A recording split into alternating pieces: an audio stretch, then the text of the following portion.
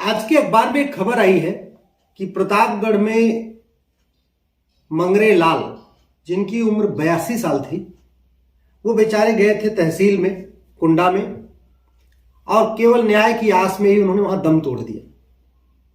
उनको पिछले कई सालों से तारीख पे तारीख मिल रही थी, जमीन के मुकदमा था, डीएम ऑर्डर कर चुका था कि ये जमीन मंगरे लाल की है, लेकिन लेखपाल पैसे मांग रहा था, वो लेखपाल को पैसा नहीं दे पा रहे थे, उसके चक्कर में बार बार उनको आना जाना पड़ रहा था। अब जरा सोचिए, कलेक्टर ने ऑर्डर कर दिया। पहली बात तो कलेक्टर से ऑर्डर लेने के लिए पता नहीं कितने साल उन्होंने धक्के खाए, और जब कलेक्टर का ऑर्डर हो गया तो फिर वो तहसील में धक्के खा रहे थे। क्यों? क्योंकि लेखपाल उनकी बात नहीं मान रहा था, लेखपाल जमीन की पैमाइश नहीं कर रहा था। ऐसे भारत में 5 करोड़ मंगरे लाल हैं। 5 करोड़ लोग मुकदमों से परेशान होकर आत्महत्या कर रहे हैं, झूठे केस से परेशान होकर आत्महत्या कर रहे हैं, बलात्कार के फर्जी मुकदमों के कारण लोग आत्महत्या कर रहे हैं, दहेज के फर्जी मुकदमों के कारण लोग आत्महत्या कर रहे हैं। झगड़ा होता है पति पत्नी के बीच में, लेकिन मुकदमा लिखा दिया जाता है सास के नाम, ससुर के नाम, देवर के नाम, देवरानी के नाम, नंद के नाम, नंदोई के नाम। और जहां पे जो दबंग है वो जमीन, गरीबों के जमीन पे कब्जा कर लेता है, उसको पता है कि ये गरीब 25-30 साल तक मुकदमा लड़ नहीं पाएगा। 1971 में पाकिस्तान के साथ लड़ने वाले कर्नल कबोत्रा मोहाली में रहते हैं, चंडीगढ़ में, पिछले 20 सालों से अपने जमीन की लड़ाई लड़ रहे हैं। जो 1971 में कर्नल कबोत्रा ने पाकिस्तान के ऊपर बम फेंके थे, पाकिस्तान के सैनिकों का उन्होंने दम घोट दिया था, आज वो कर्नल कबोत्रा पिछले 20 साल से अपने जमीन के लिए, अपने मकान के लिए कोर्ट का चक्कर लगा रहे हैं।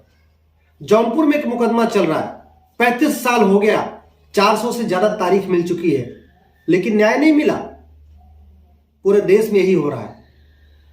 सरकार का काम ऐसे कानून बनाना होता है जहां गरीबों की मदद हो। वास्तव में कानून हमारे ऐसे हैं जो दबंगों की मदद करते हैं, जो दलालों की मदद करते हैं, भ्रष्टाचारियों की मदद करते हैं, माफियाओं की मदद करते हैं। और 5 करोड़ मुकदमे चल रहे हैं तहसील से सुप्रीम कोर्ट तक। 5 करोड़ मुकदमे का मतलब 5 करोड़ परिवार टेंशन में है। एक परिवार में अगर 6 सदस्य मानिए, यानी 30 करोड़ भारतीय इस समय टेंशन में है मुकदमों के कारण। और अमेरिका की जनसंख्या 33 करोड़ है, यानी भारत के अंदर एक अमेरिका के बराबर जनसंख्या ऐसी है जो मुकदमों के कारण टेंशन में है। और दुख इस बात का है कि न कभी जुडिशियल रिफॉर्म पे संसद में चर्चा होती है, न विधानसभा में होती है, न विधान परिषद में हो रही है, न विधानसभा में हो रही है, न लोकसभा में जुडिशियल रिफॉर्म पे चर्चा हो रही है, न राज्यसभा में जुडिशियल रिफॉर्म पे चर्चा हो रही है। आखिर कब तक ये 30 करोड़ लोग टेंशन में रहेंगे? इनका कोई समाधान है कि नहीं है? क्यों नहीं सारे सांसद लोकसभा राज्यसभा में घटिया कानूनों के खिलाफ बोल रहे हैं? क्यों नहीं नार्को पॉलीग्राफ ब्रेन मैपिंग कानून की मांग हो रही है? क्यों नहीं इनके लिए जो जुडिशियल रिफॉर्म करने की जरूरत है, कोर्ट की संख्या बढ़ाने की जरूरत है, जजों की संख्या बढ़ाने की जरूरत है, उस पर क्यों नहीं काम हो रहा है? क्यों नहीं हम एक जुडिशियल चार्टर लागू करते हैं कि भाई मुकदमे, कोई ये मुकदमा 10 तारीख में खत्म होना चाहिए, ये 15 तारीख में खत्म होना चाहिए, 20 तारीख में खत्म होना चाहिए? क्यों नहीं हम सिटीजन चार्टर लागू करते हैं कि अगर कोई एक कंप्लेन आएगा तो तहसीलदार उसको 10 दिन के अंदर उस पर शिकायत दूर करेगा, या थानेदार 5 दिन के अंदर शिकायत दूर करेगा, या कलेक्टर 20 दिन के अंदर शिकायत दूर करेगा? आखिर हम सिटीजन चार्टर, जुडिशियल चार्टर का भारत में क्यों नहीं लागू कर पा रहे? दुनिया के कई देशों में सिटीजन चार्टर, जुडिशियल चार्टर लागू है।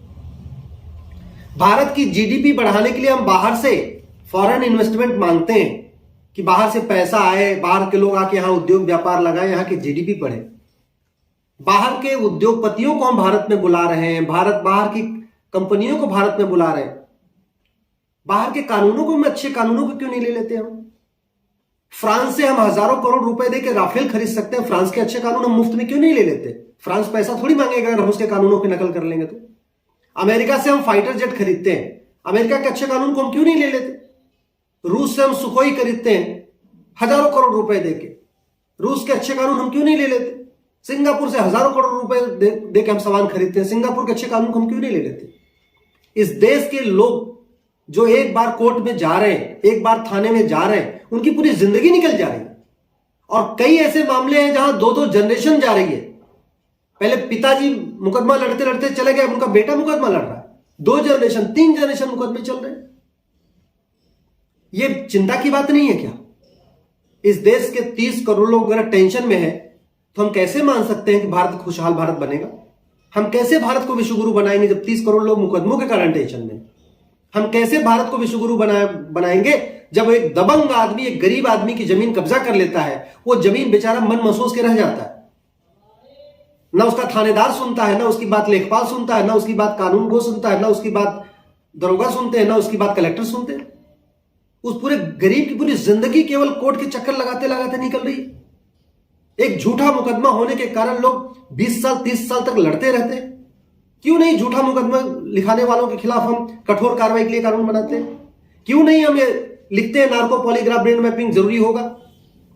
अगर केवल कंप्लेन में जो कंप्लेन दी जाती है ना दूसरे के खिलाफ कि भाई हमारे साथ इसने ये किया ये किया ये किया, अगर उसमें नीचे एक पैरा लिखवा ले कि जो बात मैंने कही है इसके लिए मैं अपना नार्को पॉलीग्राफ ब्रेन मैपिंग कराने के लिए तैयार हूं, केवल एक अंडरटेकिंग ले ले, आधे मुकदमे ऐसे खत्म हो जाएंगे। Narco polygraph brain mapping test कराने के नाम पे आधे लोग अपना अपना जो कंप्लेन देते हैं, फर्जी मुकदमे कराते हैं, अपना मुकदमा छोड़ के भाग जाएंगे, वो तारीख जाएंगे ही नहीं। बड़े आराम से लोगों को न्याय मिलेगा, लेकिन हो नहीं रहा। जानते हैं क्यों नहीं हो रहा है? क्योंकि जब कठोर कानून बनेगा, जुडिशियल रिफॉर्म होगा, मुकदमों का जल्दी फैसला होगा और झूठा मुकदमा लिखाने वालों के खिलाफ कठोर सजा होगी, तो आधे तो नेता और नौकरशाह फंस जाएंगे, आधे तो दबंग फंसेंगे, माफिया जेल जाएंगे, नेता जेल जाएंगे, नौकरशाह जेल जाएंगे, लेखपाल जेल जाएंगे, थानेदार जेल जाएंगे, कलेक्टर जेल जाएंगे, तहसीलदार जेल जाएंगे। इसीलिए ना हम भ्रष्टाचार के खिलाफ कठोर कानून बना रहे हैं, ना अपराध के खिलाफ कठोर कानून बना रहे हैं।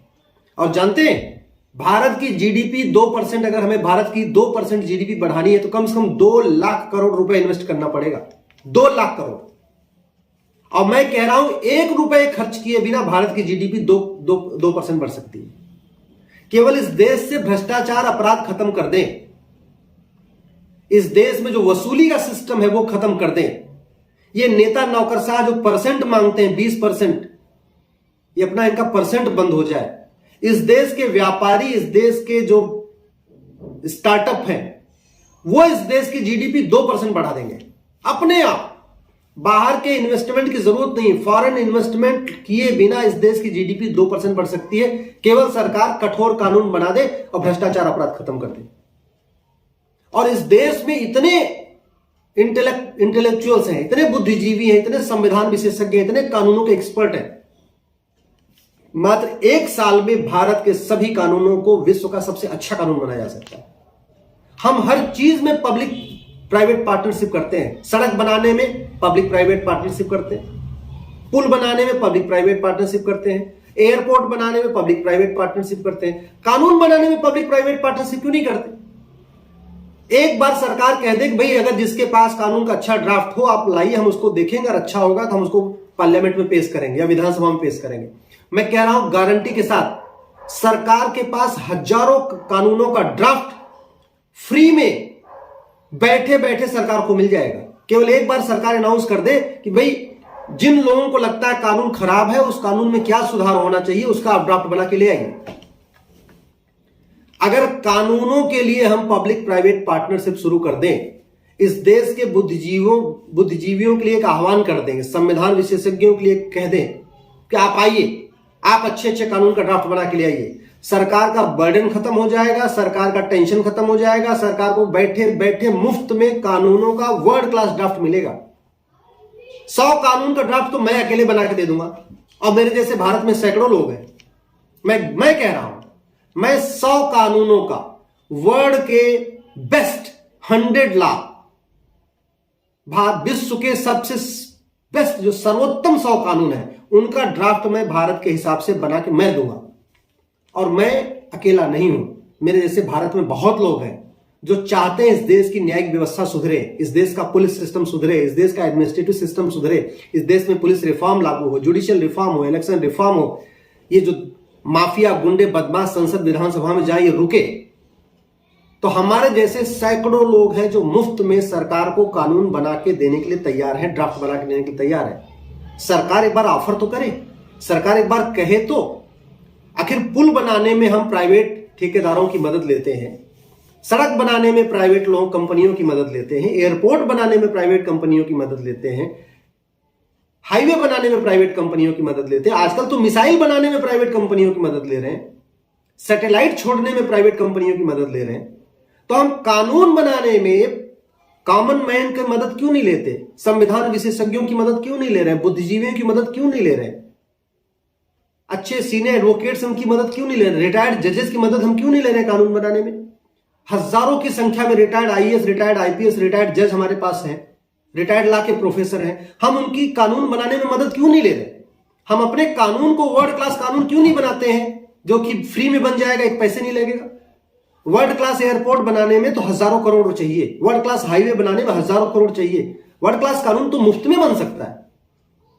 और एक एयरपोर्ट से तो मुश्किल से 1 करोड़ लोगों को फायदा होता है, एक कानून से तो 100 करोड़ लोगों को फायदा होता है, पूरे देश को फायदा होता है। यदि आपको मेरा वीडियो ठीक लगे, आप चाहते हैं कि इस देश में पुलिस सिस्टम ठीक हो, जुडिशियल सिस्टम ठीक हो, पुलिस रिफॉर्म हो, जुडिशियल रिफॉर्म हो, सिटीजन चार्टर लागू हो, जुडिशियल चार्टर लागू हो, इस देश में लोगों को जल्दी जल्दी न्याय मिले, तारीख पे तारीख वाला सिस्टम बंद हो, तो प्लीज इस वीडियो को कम से कम 10 लोगों को जरूर शेयर करिएगा।